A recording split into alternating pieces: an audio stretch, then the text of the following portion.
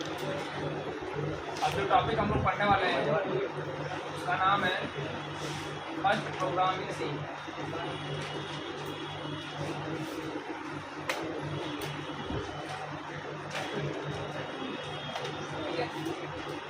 सी language में जब भी कोई प्रोग्राम लिखा जाता है, सी लैंग्वेज में जब भी कोई प्रोग्राम लिखा जाता है तो सबसे पहले हम लोग लिखते हैं हेडर फाइल।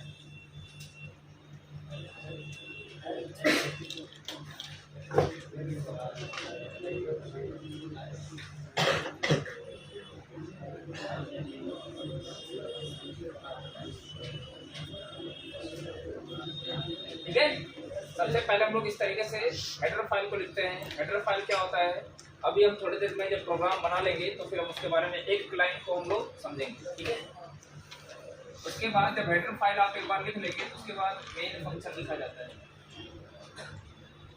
तो ये कर्ली ब्रेस है। ठीक है, उसके बाद हम लिखते हैं CLR, उसके बाद लिखते हैं प्रिंटफ,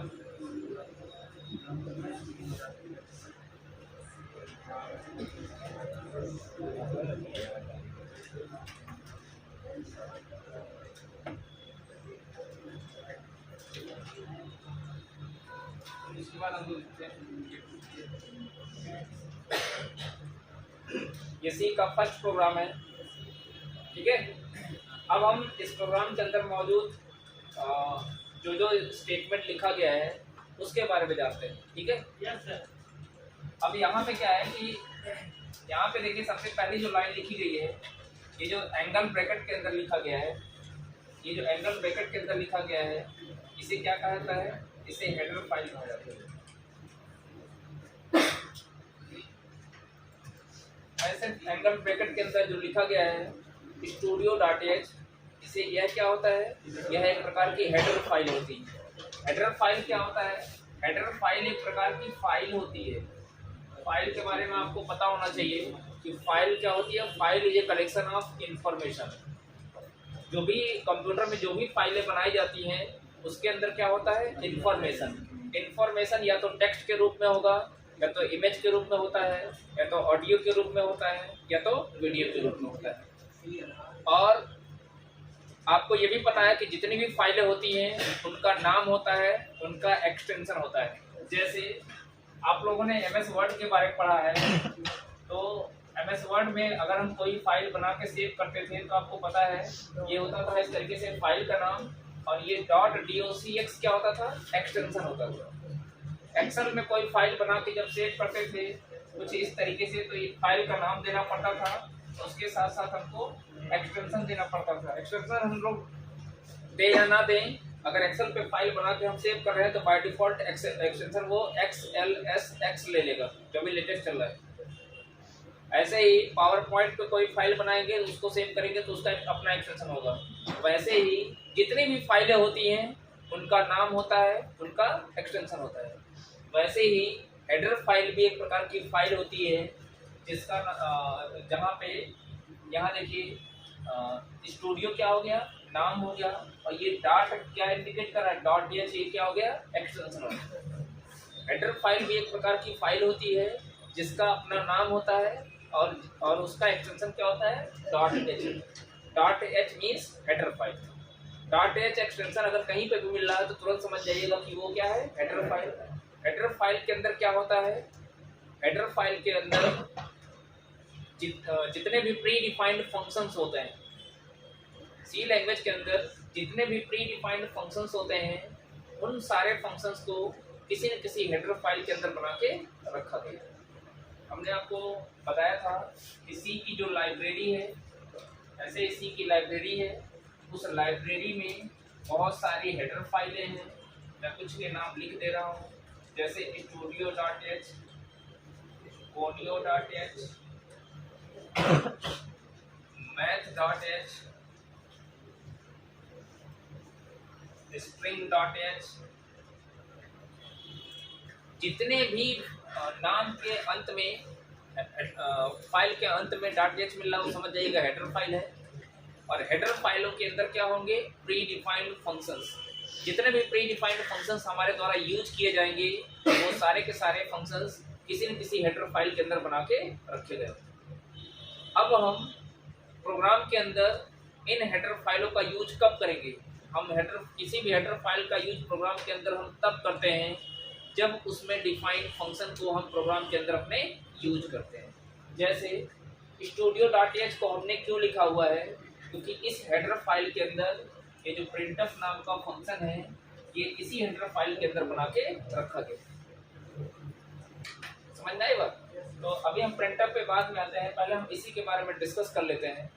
तो ये जो studio.h है इसमें std का मतलब होता है स्टैंडर्ड। std का मतलब क्या होता है? स्टैंडर्ड। i का मतलब है इनपुट से और o का मतलब है आउटपुट से है और .h क्या इंडिकेट कर रहा है कि हेडर फाइल। मतलब अगर इसको हम पूरा एक्सपेंड करें तो इसका पूरा जो नाम होगा वो होगा standard input output header file. अब इसका नाम, अच्छा एक चीज आप लोग नोटिस किए होंगे कि हम फाइल को उस नाम से सेव करते हैं जैसा उसमें इंफॉर्मेशन होता है। फाइल को जैसे मान लीजिए अगर हम कोई MS वर्ड में कोई फाइल बनाए हैं उसमें रिज्यूम बनाए हैं तो उसको रिज्यूम नाम से सेव कर देते हैं ताकि फाइलों को ढूंढने में आसानी हो। करते हैं कि नहीं करते हैं? वैसे ही सी लैंग्वेज के अंदर मौजूद जितनी भी हेडर फाइलें हैं उनका नाम उनके अंदर मौजूद जो जिस टाइप के प्री डिफाइंड फंक्शंस हैं उसके बिहाफ पे रखा गया है। जैसे इसका नाम यही क्यों रखा गया? क्योंकि ये ऐसी हेडर फाइल है इसके अंदर मौजूद जितने भी फंक्शन हैं वो सब स्टैंडर्ड इनपुट और आउटपुट से रिलेटेड। स्टैंडर्ड इनपुट का मतलब होता है कीबोर्ड से जब किसी भी प्रकार के डेटा को इनपुट कराना होगा उसके लिए हमारे द्वारा जिन प्री डिफाइंड फंक्शन का इस्तेमाल किया जाएगा वो सारे के सारे फंक्शन कहाँ पे होंगे? स्टूडियो। एक बार फिर से समझ लीजिए, स्टैंडर्ड इनपुट से संबंधित जितने भी फंक्शन होंगे जैसे स्कैनफ एक प्रकार का स्टैंडर्ड इनपुट फंक्शन है जिसका इस्तेमाल करते हुए हम लोग यूजर से रन टाइम पे कोई वैल्यू इनपुट कराते हैं। मतलब हम कीबोर्ड से कोई वैल्यू इनपुट कराएंगे, कीबोर्ड से वैल्यू अगर रन टाइम पे कोई वैल्यू लेना चाहते हैं तो उसके लिए हम किस फंक्शन का इस्तेमाल करते हैं? स्कैनफ। अब ये क्या कर रहा है? ये स्टैंडर्ड इनपुट फंक्शन हो गया। बात समझिएगा, जितने भी स्टैंडर्ड इनपुट आउटपुट फंक्शन होंगे वो सारे के सारे फंक्शन studio.h में डिफाइन करके रखे गए। स्टैंडर्ड इनपुट फंक्शन में सिर्फ स्कैनफ ही नहीं है और भी हैं, जैसे गेटScan नाम का एक फंक्शन, ये भी कहाँ पे डिफाइन है? ये भी studio.h में।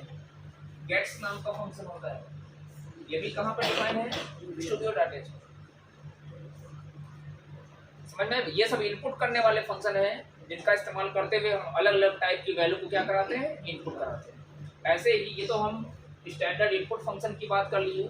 तो स्टैंडर्ड इनपुट फंक्शन की सहायता से हम कीबोर्ड से किसी प्रकार के डाटा को क्या करते हैं? इनपुट कराते हैं। और एक चीज और, स्टैंडर्ड इनपुट फंक्शन का रिलेशन किससे है? कीबोर्ड से है। स्टैंडर्ड आउटपुट फंक्शन का रिलेशन किससे होगा? मॉनिटर से।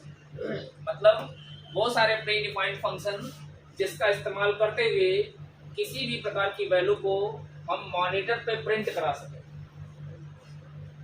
भाई अगर हम कैलकुलेशन कर रहे हैं या कुछ भी कर रहे हैं तो हमको रिजल्ट देखना पड़ेगा कि नहीं देखना पड़ेगा?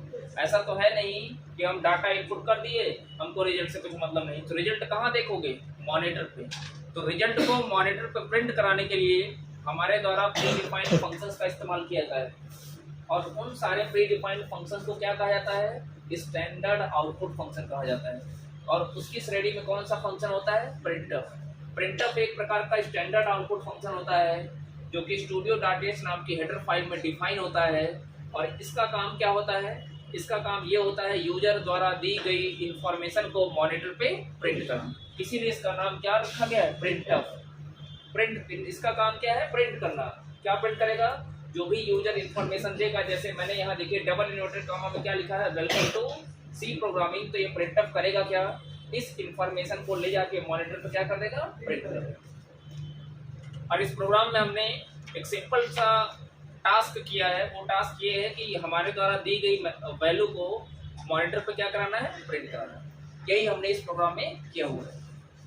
तो अब स्टूडियो डाटा का हमने इस्तेमाल क्यों किया था, क्योंकि इसके अंदर मौजूद जो printf नाम का फंक्शन है इसको हमने प्रोग्राम के अंदर यूज किया है। तो हम कब किस समय किस हेडर फाइल का इस्तेमाल करेंगे, या डिपेंड करेगा हम किस फंक्शन का यूज प्रोग्राम के अंदर करने वाले हैं। तो जब जब किसी प्री डिफाइंड फंक्शन को इस्तेमाल किया जाएगा, बात समझिएगा, हमारे द्वारा जब जब किसी प्री डिफाइंड फंक्शन का इस्तेमाल प्रोग्राम के अंदर किया जाएगा तो वह फंक्शन किस हेडर फाइल में डिफाइन है उस हेडर फाइल को भी प्रोग्राम के अंदर लिखना पड़ेगा, और सबसे पहले हेडर फाइल ही लिखा जाता है। ये बात समझ में आ गई। अब हम बात करेंगे तो स्टूडियो डाटा को हमने क्यों यूज किया है, क्योंकि printf फाइल है, ठीक है। printf के बारे में अभी और थोड़ा अलग से बताएंगे। दूसरा लिखा गया है conio डॉट एच। तो conio डॉट एच, यहाँ पे भी डॉट एच आ रहा है, तो डॉट एच क्या रिप्रेजेंट कर रहा है, header file. Dot H means header file. अब हेडर फाइल है तो हमने आपको शुरुआत में ही बता दिया, कोई भी हेडर फाइल हो सबके अंदर क्या होगी, प्री डिफाइंड फंक्शंस को बना के रखा गया। प्री डिफाइंड फंक्शन से जो संबंधित जो भी इंफॉर्मेशन होती है, इंफॉर्मेशन का मतलब उसका नाम क्या है, उसका फंक्शन क्या है, समझ में आई बात, और उसका फंक्शन का प्रोटोटाइप क्या है, पूरी इंफॉर्मेशन उस हेडर फाइल के अंदर डिफाइन करके रखा गया। और इससे बड़ा बेनिफिट होता है। अब आप सोच लीजिए, हमको अगर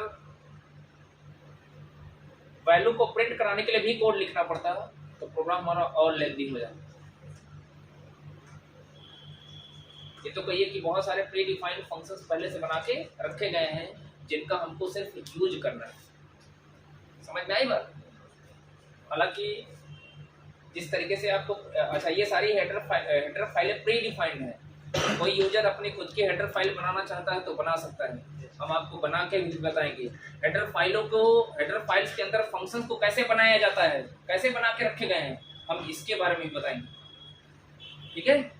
लेकिन अभी फिलहाल आप इतना ही समझो कि हाँ, हेडर फाइलों के अंदर फंक्शंस को बना के रखा गया, और इसका प्रैक्टिकल भी हम लोग करेंगे, ठीक है। हम अपनी खुद की हेडर फाइल बनाएंगे और उसके अंदर अपना खुद का फंक्शन बना के रखेंगे।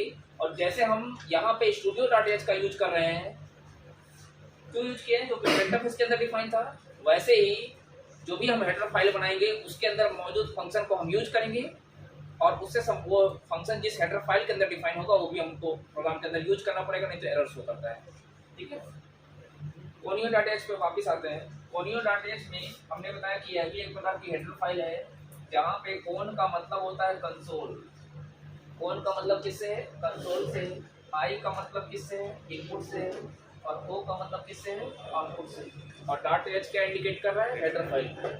यानी conio डॉट एच क्या होता है, conio डॉट एच भी एक प्रकार की हेडर फाइल होती है, और इस हेडर फाइल के अंदर कंसोल स्क्रीन से संबंधित, कंसोल स्क्रीन क्या होता है, कंसोल स्क्रीन एक प्रकार की ब्लैक कलर की स्क्रीन होती है। एक दिन जब हम आपको कंपाइलर इंस्टॉल करके हम आपको एक प्रोग्राम रन करके दिखाए थे, तो जो आउटपुट लिखा हुआ था वो ब्लैक कलर की स्क्रीन पे आया था। उसी ब्लैक कलर की स्क्रीन को क्या कहता है, कंसोल स्क्रीन। उसी ब्लैक कलर की स्क्रीन को क्या कहता है, कंसोल स्क्रीन। तो conio डॉट एच में क्या है, conio डॉट एच एक ऐसी हेडर फाइल है जिसमें कंसोल स्क्रीन से संबंधित जितने भी इनपुट आउटपुट फंक्शन होंगे, बात समझिएगा। यहाँ स्टैंडर्ड इनपुट आउटपुट फंक्शन की मैं बात कर रहा था, जिसका इस्तेमाल करते हुए हम कीबोर्ड से डाटा को रीड कर सके, या हमारे द्वारा डाटा दिया गया कोई डाटा मॉनिटर पे प्रिंट हो सके। मैं यहाँ पे किसकी बात कर रहा हूँ, कंसोल स्क्रीन की बात कर रहा हूँ। कंसोल स्क्रीन से संबंधित जितने भी इनपुट आउटपुट फंक्शन होंगे वो सारे के सारे फंक्शन कहाँ पे डिफाइन होंगे, conio डॉट एच पर। अब इसके अंदर कौन कौन से फंक्शन है, एक फंक्शन आपको प्रोग्राम के अंदर लिखा हुआ मिल रहा है CLR SCR, और एक फंक्शन और भी है जो कि लिखा हुआ मिल रहा है क्या, गेस। ये दो फंक्शन हैं जिसका इस्तेमाल जो कि कहाँ पर डिफाइन है, conio dot H.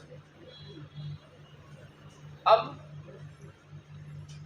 CLR SCR या getch कैसे कंसोल स्क्रीन से रिलेटेड हो गए, इनका रिलेशन कैसे कंसोल स्क्रीन से है, क्योंकि ये दोनों फंक्शन कहाँ पे ऑपरेट करते हैं, कंसोल की स्क्रीन पे। करते क्या है इसके बारे में समझते हैं। जैसे ये CLR SCR है ना, अगर आपसे कोई पूछे CLR SCR क्या होता है, तो CLR SCR में CLR का मतलब होता है क्लियर करना, और SCR का मतलब क्या होता है? स्क्रीन। CLR CR में CLR का मतलब क्या होता है? क्लियर, और SCR का मतलब क्या होता है? स्क्रीन। यह स्क्रीन को क्लियर करता है। किस स्क्रीन को? कंसोल की स्क्रीन। जो कंसोल की स्क्रीन होती है कि उसको क्लियर करता है। लेकिन क्या क्लियर करता है, इसको समझना है। जैसे मान लीजिए हमने प्रोग्राम को एक बार क्या कर दिया, कंपाइल करा के रन करा दिया, बात समझिएगा। तो इस पे लिखा हुआ कंसोल स्क्रीन पे क्या आएगा? वेलकम टू सी प्रोग्रामिंग, ये लिखा हुआ आ जाएगा। अब मान लीजिए हमने एक बार प्रोग्राम को और कंपाइल कराया फिर रन कराया, तो हुआ क्या, होगा क्या? CLR देखिए सबसे पहले लिखा गया, ये क्या करेगा? कंसोल स्क्रीन पे मौजूद जो पहले से आउटपुट है उसको क्या करेगा? क्लियर करेगा। पहले क्लियर करेगा, उसके बाद हमारे द्वारा दिया गया जो डाटा है वो फिर से मॉनिटर पर क्या होगा?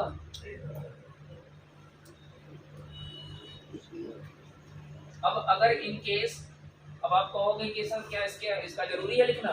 नहीं, जरूरी नहीं है। तो अगर हम नहीं लिखते हैं तब क्या होगा? अगर हम नहीं लिखते हैं तो होगा क्या? फिर से जब अगली बार रन कराएंगे तो होगा क्या? ये जो वेलकम टू सी प्रोग्रामिंग है ना, ये इसी के आगे आ जाएगा, दोबारा आ जाएगा। ऐसा क्यों हुआ? क्योंकि कंसोल स्क्रीन को जो क्लियर करने वाला फंक्शन था CLR उसको हमने प्रोग्राम के अंदर यूज नहीं किया। तो होगा क्या? आउटपुट कौन सा है इसको समझने में थोड़ी सी दिक्कत है। ये तो मैसेज था ना। अगर मान लीजिए थोड़ी देर के लिए हम 10 को प्रिंट करा रहे होते, ऐसे 10 को प्रिंट करा रहे होते, भाई डबल कोट्स में इसको भी प्रिंट करा सकते हैं। तो होता क्या? एक बार प्रिंट कराते कितना आता है? 10। अगली बार फिर रन कराते तो फिर एक बार 10 आ जाता। अब इसको आप क्या पढ़ते हैं? एक करते हैं ना, लेकिन वास्तव में हम प्रिंट क्या करा रहे हैं? 10 प्रिंट करा रहे हैं। तो हमारा आउटपुट ये है कि ये है, आप कैसे समझोगे? यही कारण है कि CLR फंक्शन का इस्तेमाल किया जाता है। लेकिन ध्यान दीजिएगा, सिर्फ और सिर्फ टर्बो सी का जो कंपाइलर होगा उसी पे इसका यूज करता है। कुछ ऐसे भी कंपाइलर होते हैं जहाँ पे CLR या getch फंक्शन का इस्तेमाल नहीं है। समझना गया? तो क्योंकि शुरुआत इसीलिए टर्बो सी पढ़ा जा रहा है, क्योंकि इन फंक्शंस का, क्योंकि अगर टर्बो सी हम नहीं पढ़ाते, डायरेक्ट आपको विजुअल स्टूडियो कोड पर ले आते तो इन सारे फंक्शन स्किप हो जाते, हम लोग नहीं पढ़ते। समझ में आया? सर अगर हमको 2 बार टेम्प प्रिंट करा हो तो क्या? जैसे लाइन ब्रेक करके नीचे प्रिंट हो, वो भी हो जाएगा, लेकिन हो जाएगा स्लैश एन यूज करेंगे तो हो जाएगा। स्लैश एन करेंगे, अगली लाइन में कोई डाटा प्रिंट करना होगा तो उसके लिए स्लैश एन का इस्तेमाल करेंगे। लेकिन अभी फिलहाल हमको वहाँ नहीं जाना है। अभी हमको इस प्रोग्राम के अंदर जो मौजूद एलिमेंट्स हैं, एक एक एलिमेंट को हमको पहले उसको समझना है। फिर जब प्रिंटफ के बारे में अलग से पढ़ाया जाएगा, प्रिंटफ के बारे में अलग से हम पढ़ा लेंगे। तो प्रिंटफ का इस्तेमाल करते हुए सिर्फ मैसेज को ही नहीं, बल्कि वेरिएबल द्वारा किसी वेरिएबल की वैल्यू को भी प्रिंट करा सकते हैं। तो जब वैल्यू को प्रिंट कराना होगा तो उसके लिए अलग फॉर्मेट होता है। अभी प्रिंटफ को हम अलग से पढ़ेंगे, ठीक है। अभी फिलहाल प्रिंटफ में इतना जानिए कि यह एक प्रकार का प्री डिफाइंड फंक्शन होता है जो कि स्टूडियो.h नाम के हेडर फाइल में डिफाइन होता है। और इसका काम होता है, इसकी सहायता से हम किसी प्रकार के मैसेज को अथवा किसी प्रकार के वेरिएबल की वैल्यू को मॉनिटर पे प्रिंट कर सकते हैं। अभी फिलहाल इतना ही है, ठीक है। तो आपको CLR का फंक्शन समझ में आ गया होगा। अब देखिए ये कर क्या रहा है, कंसोल स्क्रीन पे मौजूद जो पहले से आउटपुट है उसको क्या कर रहा है? क्लियर कर रहा है। मतलब इसका रिलेशन किससे है? कंसोल की स्क्रीन से। हुआ कि नहीं हुआ? क्योंकि ये फंक्शन कहाँ पे ऑपरेशन, कहाँ पे फंक्शन परफॉर्म कर रहा है? कंसोल की स्क्रीन पे। कैसा फंक्शन? आउटपुट क्लियर करने का मतलब क्या हो गया? आउटपुट। यानी ये कंसोल की स्क्रीन से कैसा फंक्शन हो गया? Output function. इसी प्रोग्राम के अंदर एक और फंक्शन लिखा गया है जिसका नाम है getch। अब इसका मतलब समझते हैं। getch में get का मतलब होता है लेना और ch का मतलब होता है कैरेक्टर। get का मतलब होता है लेना या इनपुट कराना, और ch का मतलब किससे है? कैरेक्टर से। अब ये क्या करता है? getch क्या करता है कि जब आप प्रोग्राम को कंपाइल करा के रन कराओगे तो एक तो आपके प्रोग्राम वाली स्क्रीन होती है और दूसरी कंसोल की स्क्रीन होती है। बात समझिएगा। तो जब आउटपुट दिखता है ना, तो जैसे ही, बात समझिएगा, जैसे प्रोग्राम को रन कराएंगे तो यदि हमने प्रोग्राम के अंदर getch का इस्तेमाल किया हुआ है तो ये करेगा क्या, आउट जो कंसोल की स्क्रीन होगी जहाँ पे आउटपुट दिखना है, जहाँ पे आउटपुट दिखता है उसके स्क्रीन को होल्ड करके रखता है। मतलब ये प्रोग्राम वाली स्क्रीन टर्न हो जाएगी किसमें, कंसोल की स्क्रीन में। मतलब मॉनिटर पे आपको कौन सी स्क्रीन दिखेगी, कंसोल की, ये प्रोग्राम वाली स्क्रीन नहीं दिखेगी। ये getch क्या करता है, इस कंसोल की स्क्रीन को होल्ड करके रखता है, रोक के रखता है, ताकि यूजर अपना आउटपुट देख सके। कब तक रोक के रखेगा, जब तक आप कीबोर्ड से कोई कैरेक्टर दे नहीं देते। जब तक हम कीबोर्ड से कोई की प्रेस नहीं करेंगे, जब तक कोई कैरेक्टर हम देंगे नहीं, तब तक ये कंसोल की स्क्रीन होल्ड रहती है, रुकी रहती है। रोक के कौन रखता है, getch। अब आप कहोगे क्या इसका यूज करना कंपलसरी है? बिल्कुल नहीं, कंपलसरी नहीं। तो अगर यूज नहीं करते हैं तो क्या होगा, तो यूज नहीं करते हैं तो क्या होगा, बात समझिएगा। प्रोग्राम को हमने कंपाइल कराया, रन कराया, तो रन कराएंगे तो होगा क्या, कंसोल की स्क्रीन अब रुकेगी नहीं, ब्लिंक करके तुरंत फिर प्रोग्राम वाली स्क्रीन पे आ जाएगा। इतनी तेजी से ब्लिंक होगा कि बहुत ध्यान से देखेंगे तो आपको पता चलेगा कि हाँ ब्लिंक हुआ है। समझ में आई बात? अब लेकिन आप मतलब आपको कह रहा ना कि बहुत केयरफुली देखेंगे तब आपको पता चलेगा कि ब्लिंक हुआ है। ब्लिंक होने का मतलब ये हुआ है कि ये स्विच होके इस पे आएगा लेकिन फिर तुरंत इसी पे चला जाएगा। आपको हल्का सा पता चलेगा, ब्लिंक जब करेगा ब्लैक कलर होगा फिर तुरंत ब्लू हो जाएगा। ऐसा क्यों हुआ, क्योंकि कंसोल की स्क्रीन रुकी नहीं, रुकती तब जब हमारे द्वारा getch फंक्शन का इस्तेमाल किया जाएगा। तो हम अपना आउटपुट कैसे देखेंगे, तो आपको अपना आउटपुट देखने के लिए आपको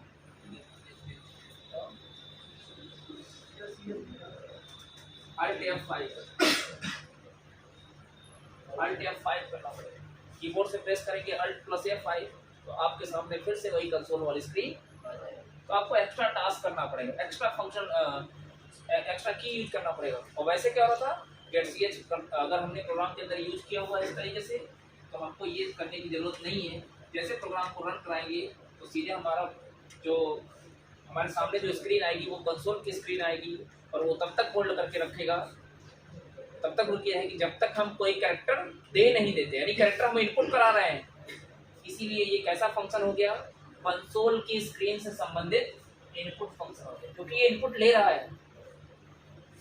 और एक चीज और ध्यान दीजिए, कभी कभी क्वेश्चन पूछ लेता है कि क्या getch जो कैरेक्टर इनपुट कराता है क्या वो मॉनिटर पे दिखता है? नहीं, मॉनिटर पे दिखता नहीं है। वो एक तरीके से कैरेक्टर इनपुट कराता है, एक इंस्ट्रक्शन होता है कि कंसोल की स्क्रीन से स्विच होके कहाँ चले जाओ, प्रोग्राम की स्क्रीन, ताकि फर्दर प्रोग्राम में अगर कोई एडिशन या कोई मॉडिफिकेशन करना चाहते हैं तो हम आप कर सकते हैं।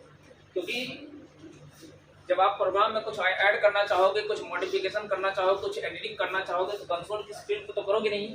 कंसोल के स्क्रीन का काम क्या है, सिर्फ आउटपुट को दिखाना। जब प्रोग्राम में किसी प्रकार का चेंज करना होगा तो वो हम कहाँ पे करेंगे, यहाँ पे जो प्रोग्राम की स्क्रीन होगी। समझ में आ गया? तो दोनों हेडर, अच्छा देखिए, अब चूंकि हमने प्रोग्राम के अंदर getch और CLR फंक्शन का इस्तेमाल किया हुआ है, यही कारण है कि प्रोग्राम, चूंकि ये फंक्शन कहाँ पे डिफाइन है, conio.h में। यही कारण है कि हमने conio.h का इस्तेमाल हमको करना पड़ा। क्यों? क्योंकि getch फंक्शन का इस्तेमाल हमारे द्वारा किया गया है। हमने math.h का यूज क्यों नहीं किया, हमने string.h का यूज क्यों नहीं किया? क्योंकि इसमें मौजूद जो फंक्शंस हैं उनमें से किसी फंक्शंस को हमने प्रोग्राम के अंदर यूज नहीं किया है। तो अब ये कॉन्सेप्ट आपको क्लियर हो गया होगा कि हमारे द्वारा किस समय किस हेडर फाइल का इस्तेमाल किया जाएगा। जब मैंने आपको बताया है कि जब हमारे द्वारा किसी भी प्रकार के प्री डिफाइंड फंक्शन का इस्तेमाल किया जाएगा तो हमको ये ध्यान देना पड़ेगा कि वह प्री डिफाइंड फंक्शन किस हेडर फाइल के अंदर डिफाइन करके रखा जाएगा। तो इसके हमको ये भी जानना है कि कौन सा फंक्शन किस टास्क के ऊपर आंसर परफॉर्म करता है, उसका फंक्शन क्या है। इसके साथ साथ हमको ये भी जानना पड़ेगा कि कौन सा फंक्शन किस हेडर फाइल में डिफाइन करके रखा है। अब आते हैं हम इसके ऊपर, हैज इंक्लूड। अगर हैज इंक्लूड की बात करें तो यह एक प्रकार का इसको कहा जाता है प्री प्रोसेसर डायरेक्टिव। है ना। ये क्या होता है, यह एक प्रकार का प्री प्रोसेसर डायरेक्टिव होता है। इसका काम क्या है, इसका काम ये है कि देखिए प्रोग्राम के कंपाइल कराने के पहले, मतलब प्रोग्राम के प्रोसेसिंग होने से पहले ही इसकी प्रोसेसिंग हो जाती है, अपना काम कर देता है।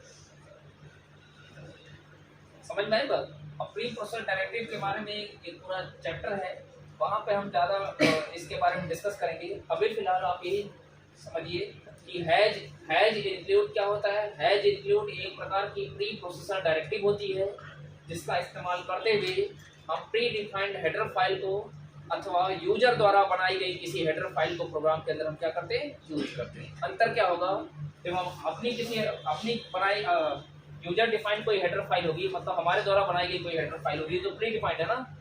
तो प्री डिफाइंड को जब प्री डिफाइंड हेडर फाइल को प्रोग्राम के अंदर यूज करते हैं तो इस तरीके से लिखते हैं। जब हम अपनी किसी हेडर फाइल यानी यूजर डिफाइंड हेडर फाइल को प्रोग्राम के अंदर हम लिखेंगे तो इस तरीके से लिखेंगे, माई फाइल डॉट, इस तरह। यही अंतर होता है, ठीक है। तो हम इसको भी हटा देते हैं। तो जब किसी हेडर फाइल को आप प्रोग्राम के अंदर यूज करना चाहते हो तो उसको किसके साथ लिखोगे, हैज इंक्लूड के साथ। और जानते हैं जब प्रोग्राम हमारा लोड होता है तो इसके अंदर जो मौजूद जितने भी फंक्शन हैं वो भी प्रोग्राम के अंदर क्या होते हैं, लोड होते हैं, तब जाके एग्जीक्यूशन होता है। ठीक है, हैज इंक्लूड का मतलब ये हो गया कि इसके अंदर कोडिंग करके रखी गई है, फंक्शन उसी के अंदर बना के रखे गए ना, तो वो सब भी रैम के अंदर क्या होते हैं, लोड होते हैं। अब हमने गेटसीएच के बारे में जान लिया, प्रिंटफ के बारे में जान लिया, सीआर के बारे में जान लिया। अब हम जानते हैं किसके बारे में, मेन के बारे में। अगर हम मेन की बात करें तो मेन एक प्रकार का यूजर डिफाइंड फंक्शन होता है। मेन कैसा फंक्शन होता है, यूजर डिफाइंड फंक्शन। अब बात समझिएगा, मेन एक प्रकार का यूजर डिफाइंड फंक्शन होता है जिसका नाम पहले से डिफाइन करके रखा गया है। देखिए मैं दो शब्द बोल रहा हूँ, एक तो यूजर डिफाइंड भी बोल रहा हूँ और मैं इसके साथ साथ ये भी कह रहा हूँ कि इसका नाम पहले से डिफाइन करके रखा गया है। तो अगर पहले से डिफाइन करके रखा गया था तो प्री डिफाइंड होना चाहिए ना। यूजर डिफाइंड इसलिए कहा जा रहा है क्योंकि इसके अंदर कोड क्या होगा ये हम डिसाइड कर रहे हैं। और इसका नाम पहले से क्यों, मतलब इसका नाम सिर्फ मेन पहले से रखा गया है, क्यों? क्योंकि हमारे प्रोग्राम का जो एग्जीक्यूशन होता है, जब प्रोग्राम को हम कंपाइल करा देते हैं फिर रन कराते हैं तो प्रोग्राम में एग्जीक्यूशन स्टार्ट होता है। एग्जीक्यूशन कहाँ से स्टार्ट होता है, मेन फंक्शन से। कौन करता है, जैसे हम रन का कमांड देंगे प्रोग्राम को रन कराने के लिए तो ओएस होता है। ओएस क्या करता है, पूरे सी के प्रोग्राम में इसके पास क्या डिफाइन कर, इसको सिर्फ मेन के बारे में पता होता है। पूरे प्रोग्राम के अंदर आप जितने मर्जी फंक्शन बना लो, जितने मर्जी फंक्शन यूज कर लो, उसको ओएस को सिर्फ और सिर्फ किसके बारे में पता है, मेन फंक्शन के बारे में। उसके पास जब भी कोई ओएस बनाया जाता है सॉफ्टवेयर तो उसके पास मेन की इंफॉर्मेशन दे दी जाती है। जब कोई यूजर किसी प्रोग्राम को कराएगा, एग्जीक्यूट कराएगा, सी का प्रोग्राम या सी प्लस में जाएंगे तो वहाँ पे भी मेन मिलेगा, जावा में जाएंगे तो वहाँ पे भी मेन मिलेगा, हाँ पाइथन में जाएंगे तो वहाँ पे मेन का कोई कॉन्सेप्ट नहीं, लेकिन सी प्लस, जावा इन सब में आपको मेन फंक्शन मिलेगा। समझ में आ गया। तो मेन, अच्छा किसी भी प्रोग्राम के अंदर कोई फंक्शन हो या ना हो, मेन कम से कम एक फंक्शन तो होगा ही होगा और उस फंक्शन का नाम क्या है, मेन। और यहीं से हमारे प्रोग्राम का एग्जीक्यूशन स्टार्ट होता है। यही कारण है कि हमने दोनों कहा है मेन एक प्रकार का यूजर डिफाइंड फंक्शन है क्योंकि इसकी बॉडी हम बनाते हैं। ऐसा देखिए जितने भी फंक्शन होंगे उनकी अपनी बॉडी होती है। बॉडी होने का मतलब ये हो गया कि कर्ली ब्रेस इस तरीके से ओपन किया जाएगा और इस तरीके से क्लोज किया जाएगा। जितने भी फंक्शन होंगे, जो फंक्शन हम बनाते हैं और जो फंक्शन प्री डिफाइंड है तो इस तरीके से बॉडी नहीं, क्योंकि उनके अंदर क्या कोड लिखा गया है वो हम नहीं डिसाइड कर रहे हैं, वो ऑलरेडी डिसाइड करके रखा गया। जैसे प्रिंटफ देख लो, प्रिंटफ भी एक प्रकार का प्री डिफाइंड फंक्शन है, लेकिन क्या प्रिंटफ के नीचे हमने ऐसा कुछ लिखा है? ये तब लिखा जाता है जब फंक्शन क्या करेगा हम डिसाइड करते हैं। अब प्रिंटफ क्या करेगा ये हम नहीं डिसाइड कर रहे हैं। यही कारण है कि यहाँ पे इसके नीचे कर्ली ब्रेस वगैरह का इस्तेमाल नहीं किया गया। तो जितने भी यूजर डिफाइंड फंक्शन होंगे उस फंक्शन के अंदर किस टास्क, क्या कोड लिखा जाएगा, कैसा टास्क आप किस प्रकार के टास्क के ऊपर आपसे परफॉर्म करना है, उससे रिलेटेड जो कोड होंगे वो इस तरीके से ओपन कर्ली ब्रेस और क्लोज कर्ली ब्रेस के अंदर लिखे जाते हैं। मेन के अंदर क्या क्या होगा ये कौन डिसाइड कर रहा है? हम कर रहे हैं। इसीलिए हमने इसको क्या कहा है? User defined function. Pre defined meaning क्यों कहा है? क्योंकि इसका सिर्फ नाम पहले से डिफाइन करके रखा गया है। तो जब जब मेन लिखा जाएगा, मेन से समझ कुछ और पॉइंट ध्यान दीजिएगा। और एक चीज और, जब जब मेन फंक्शन हम लिखेंगे तो इस तरीके से कर्ली ब्रेस ओपन होगा, क्लोज होगा और उसके अंदर इस तरीके से कोड लिखा जाएगा। और ये भी ध्यान दीजिएगा कि जब जब किसी किसी फंक्शन को, किसी फंक्शन की इस तरीके से बॉडी बनाई जाती है तो कभी भी सेमीकोलन से टर्मिनेट नहीं किया जाएगा। यही कारण कि देखो CLR के बाद सेमीकोलन है, प्रिंटफ के बाद सेमीकोलन है, गेटसीएच के बाद सेमीकोलन है, सब फंक्शन ही तो है। मेन के बाद क्यों नहीं है? क्योंकि अगर हम सेमीकोलन जानते हैं क्या करता है, वो लाइन को टर्मिनेट, लाइन के अंत को बताता है। अब आप बताइए, अगर हम यहाँ पे सेमीकोलन लगा दें, क्या मेन फंक्शन हमारा यहाँ खत्म हो रहा है? नहीं, मेन फंक्शन हमारा यहाँ खत्म हो रहा है। मेन फंक्शन हमारा यहाँ खत्म हो रहा है। तो जब मेन फंक्शन हम हमारा यहाँ पे एंड हो रहा है, हम यहाँ पे कर्ली ब्रेस कैसे लगा सकते हैं? सेमीकोलन। यहाँ पे हम कर्ली सेमीकोलन, यही कारण है हम लोग नहीं लगा रहे। समझ में आ गया? तो आपको ये भी ध्यान देना है कि जब प्रोग्राम लिखोगे तो मेन के आगे कभी भी भूल के सेमीकोलन आप नहीं लगाओ। तो ये तो हो गया मेन के बारे में। और मेन फंक्शन, उसी का कोई भी प्रोग्राम बनाओगे कम से कम एक फंक्शन होगा ही होगा, और उस फंक्शन का नाम क्या है? मेन। और वहीं से हमारे प्रोग्राम का एग्जीक्यूशन स्टार्ट होता है। तो फिर से मेन के बारे में मैं बता देता हूँ कि मेन एक प्रकार का प्री डिफाइंड फंक्शन होता है, मेन एक प्रकार का यूजर डिफाइंड फंक्शन होता है जिसकी मीनिंग प्री डिफाइंड होती है। मीनिंग का मतलब उसका नाम प्री डिफाइंड होता है, ठीक है, और वहीं से हमारे प्रोग्राम का एग्जीक्यूशन स्टार्ट होता है। बस आप इतना ही ध्यान में रखोगे। मेन एक प्रकार का यूजर डिफाइंड फंक्शन होता है जिसकी मीनिंग प्री डिफाइंड होती है, और यहीं से हमारे प्रोग्राम का एग्जीक्यूशन स्टार्ट होता है। और सी में कभी भी कोई भी प्रोग्राम बनाया जाएगा तो उसमें कम से कम एक फंक्शन ऐसा होगा और उसका नाम क्या होगा? मेन। ये बहुत परीक्षा में पूछा जाता है, ठीक है। कम से कम कौन सा वो फंक्शन होता है जो कम से कम होना चाहिए? तो कम से कम एक फंक्शन वो होता है, वो होता है कौन सा? मेन। हाँ, उसके बाद हम बहुत सारे फंक्शन बना सकते हैं, लेकिन मेन तो रहेगा ही। अब एक और बचा हुआ है वाइड। वाइड की बात करें तो अभी हमने आपको डेटा टाइप में बताया है कि वाइड एक प्रकार का एम्पटी डेटा टाइप होता है। एम्पटी का मतलब ये जहाँ जहाँ वाइड मिलेगा, जहाँ जहाँ वाइड है उसका मतलब कुछ नहीं है, लेकिन फिर भी पढ़ा जा रहा है, फिर भी उसके बारे में जानना पड़ रहा है। अब इसका मतलब कुछ नहीं का मतलब क्या है? इसका नाम ही देखिए, मैंने क्या बताया, एम्पटी डेटा टाइप। इसका यूज अलग अलग है। ये आपको प्रायः फंक्शन नेम के आगे मिलेगा। बात समझिएगा, वाइड जो है तो एक कीवर्ड लेकिन ये बतौर डेटा टाइप के तौर पे इस्तेमाल किया जाता है। इसके कई यूजेज हैं, जिसमें से एक यूज अभी आपको देखने को मिल रहा है। यह प्रायः है आपको फंक्शन नेम के आगे मिलेगा, आपको फंक्शन के पैरेंथेसिस में भी लिखा हुआ मिलेगा। समझ में आई बात? तो इसका मतलब क्या होता है? यदि किसी फंक्शन के आगे मेन लिखा है तो इसका मतलब ये हो गया कि वह फंक्शन हमारा किसी प्रकार की वैल्यू को रिटर्न नहीं कर रहा है। एक्चुअली में होता क्या है कि जितने भी फंक्शन होते हैं उनके द्वारा कुछ न कुछ वैल्यू रिटर्न कराई जाती है। कोई भी फंक्शन आप बनाते हो, जैसे सम फंक्शन, आप एक्सेल पढ़े हो ना, सम फंक्शन, या जितने भी फंक्शन आप यूज, सम फंक्शन, एवरेज, मैक्स, मिन, काउंट, बहुत सारे फंक्शन आपने यूज किया। तो जब हम उनको यूज करते थे तो वो कैलकुलेशन करने के बाद हमको बदले में एक वैल्यू देते कि नहीं देते थे? वैसे ही सी के अंदर भी जब जब कोई फंक्शन यूज किया जाता है तो उसके द्वारा कुछ न कुछ वैल्यू रिटर्न की जाती है। अब फंक्शन हमारा वैल्यू रिटर्न करेगा कि नहीं करेगा, ये यूजर डिफाइंड फंक्शन है ना, वो कौन डिसाइड करेगा? हम डिसाइड करेंगे। तो यदि हम चाहते हैं कि फंक्शन हमारा वैल्यू रिटर्न ना करे, तो जब जब चाहते हैं कि हमारा फंक्शन वैल्यू रिटर्न ना करे तो उस फंक्शन नेम के आगे हम क्या लगा देंगे? वाइड। तो जिस फंक्शन नेम के आगे वाइड लिखा हुआ मिलेगा, इसका मतलब ये हो गया कि वह फंक्शन हमारा प्रोग्राम के एग्जीक्यूशन के दौरान किसी प्रकार की वैल्यू को रिटर्न नहीं करेगा। इसका मतलब होता है यही। अब देखिए, हमने पैरेंथेसिस के अंदर भी इसको लिख दिया वाइड, यहाँ पे भी इसका मतलब एम्पटी ही है। पहले भी खाली था, वाइड को अगर लिख दिया तभी ये खाली ही माना जाएगा, क्योंकि वाइड किसको रिप्रेजेंट करता है, इनपुटी को। यहाँ पे आपके पास ऑप्शन है कि आप लिखो या ना लिखो, ये अगर नहीं लिखते हैं तब भी वाइड माना जाएगा, अगर वाइड लिख दिया तब भी इनपुटी माना जाएगा।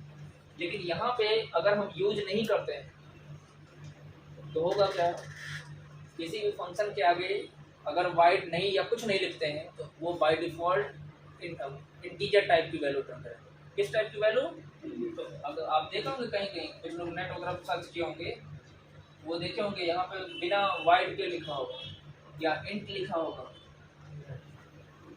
तो इंट नहीं भी लिखा होगा या इंट लिखा होगा, उस केस में अगर ऐसा केस आपको देखने को मिल रहा है तो नीचे ध्यान से देखिएगा रिटर्न 0 भी लिखा हुआ मिलेगा। तो रिटर्न 0 का क्या मतलब है, मतलब अगर वाइड नहीं लिखा है तो इसका मतलब ये हो गया कि फंक्शन हमारा कुछ न कुछ वैल्यू रिटर्न कर रहा है। वो वैल्यू कौन सी वैल्यू होगी, integer type, by default integer type की वैल्यू रिटर्न करेगा। तो इंटीजर में तो बहुत सारी वैल्यू होती है और वैल्यू हम किसी भी प्रकार की वैल्यू रिटर्न करा सकते हैं, इंटीजर, कैरेक्टर, फ्लोट, डबल, कोई भी वैल्यू हम रिटर्न करा सकते हैं। लेकिन मेन के फंक्शन में मेन का कॉन्सेप्ट थोड़ा अलग है। मेन फंक्शन के केस में मेन फंक्शन को ना ही हम कॉल करते हैं, ना ही इसके द्वारा रिटर्न की गई वैल्यू को हम यूज करते हैं, इसका हम यूज भी नहीं करते हैं। अच्छा, मेन फंक्शन जो वैल्यू रिटर्न करेगा वो कहाँ जाएगा, वहाँ पे वैल्यू, अच्छा किसी भी फंक्शन द्वारा कोई भी वैल्यू जो रिटर्न की जाती है वो वैल्यू वापस वहाँ जाती है जहाँ से उसको कॉल किया गया है।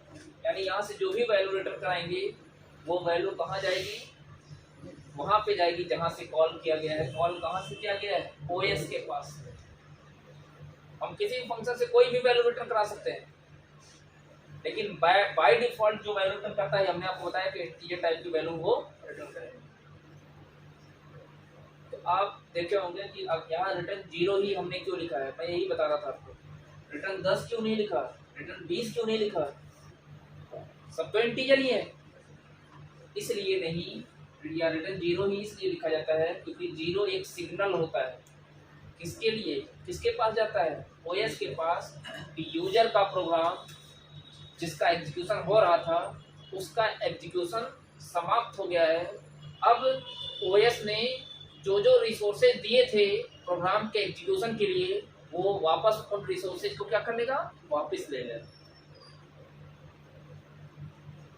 समझ रहा ना, जैसे बुकिंग वगैरह करते हो ना लॉज की या होटल्स की या डेकोरेशन वाले की, तो ऐसा नहीं, बुकिंग का मतलब ये नहीं कि आपने पैसा दे दिया तो वो जो भी सामान लाएगा आप परमानेंट रख लोगे, यूज करके फिर क्या कर देते हो, रिटर्न कर देते हो। वैसे ही हमारे कंप्यूटर सिस्टम में क्या होता है, ओएस मैनेजर होता है, तो जब किसी प्रोसेस का एग्जीक्यूशन होता है तो उसके एग्जीक्यूशन के लिए उसको जो जो रिक्वायरमेंट चाहिए होती है उसके रिक्वायरमेंट को फुलफिल करता है, पूरा करता है, तब जाके उस प्रोसेस का एग्जीक्यूशन खत्म होता है। फिर जैसे एग्जीक्यूशन खत्म होगा, जो जो रिसोर्स दिया होगा उसको वापस ले लेगा। क्यों ले लेता है, ताकि फिर से कोई प्रोसेस आएगा तो उन रिसोर्सेज को, उन प्रोसेस को प्रोवाइड किया जा सके। यही कारण है कि जब जब हम वैल्यू भेजते हैं, मेन के केस में, मैं मेन फंक्शन की बात कर रहा हूँ, उसके बाद के जो फंक्शन बनाए जाएंगे वहाँ पे जो फंक्शन वैल्यू रिटर्न करेगा उसकी वैल्यू को हम यूज करेंगे, तो वो किसी भी प्रकार की वैल्यू हो सकती है। लेकिन मेन फंक्शन के केस में जब भी वैल्यू रिटर्न कराई जाएगी तो हमेशा 0 ही कराई जाएगी। और ये सी में तो कोई कंडीशन नहीं है, लेकिन सी प्लस में ये मेंशन कर दिया गया है कि आप मेन के आगे इंट लिखिए या कुछ मत लिखिए, लेकिन वाइड मत लिखिए, क्योंकि ओएस के पास ये सिग्नल जाना चाहिए कि हाँ यूजर का प्रोग्राम पूरी तरीके से एग्जीक्यूट हो गया। समझ में आ गया, ताकि ओएस अपने रिसोर्सेज को वापस ले सके। लेकिन होता क्या है कि हम लोग अगर वाइड नहीं करते हैं तो हमको रिटर्न 0 लिखना ही पड़ेगा। आप कुछ भी लिखिए, लेकिन सही तरीका यही है कि जब अगर वाइड है, मतलब आपको वाइड भी सही तरीका ये है कि आप वाइड मत लिखो, इंट लिखो और रिटर्न 0 लिखो, सही तरीका ये है। लेकिन होता क्या है कि कोई दिक्कत नहीं है, आप वाइड लिखते हो तो आपको रिटर्न 0 लिखने की जरूरत नहीं है, क्योंकि वाइड क्या रिटर्न कर रहा था कि फंक्शन हमारा कोई वैल्यू रिटर्न नहीं कर रहा है। जब फंक्शन हमारा कोई वैल्यू नहीं रिटर्न कर रहा है तो आप रिटर्न क्यों करा रहे हैं। और जब कुछ नहीं लिखा है तो इसका मतलब ये हो गया कि फंक्शन हमारा वैल्यू रिटर्न कर रहा है। उस केस में आपको रिटर्न कीवर्ड का इस्तेमाल करते हुए वैल्यू को रिटर्न कराना पड़ेगा, नहीं तो एरर शो करेगा। तो मान लो इस केस में हम रिटर्न ना कराएं, लिखा गया है इंट, प्रोग्राम में हम बता रहे हैं, एरर नहीं, सॉरी वार्निंग शो करेगा। वार्निंग का मैसेज आएगा, आपको वार्न करेगा। वार्निंग में प्रोग्राम रन करता है, एरर में प्रोग्राम हमारा रन नहीं करता। ठीक है, तो ये तो था पूरा प्रोग्राम के बारे में। ठीक है, उम्मीद करते हैं सबको समझ में आया। सर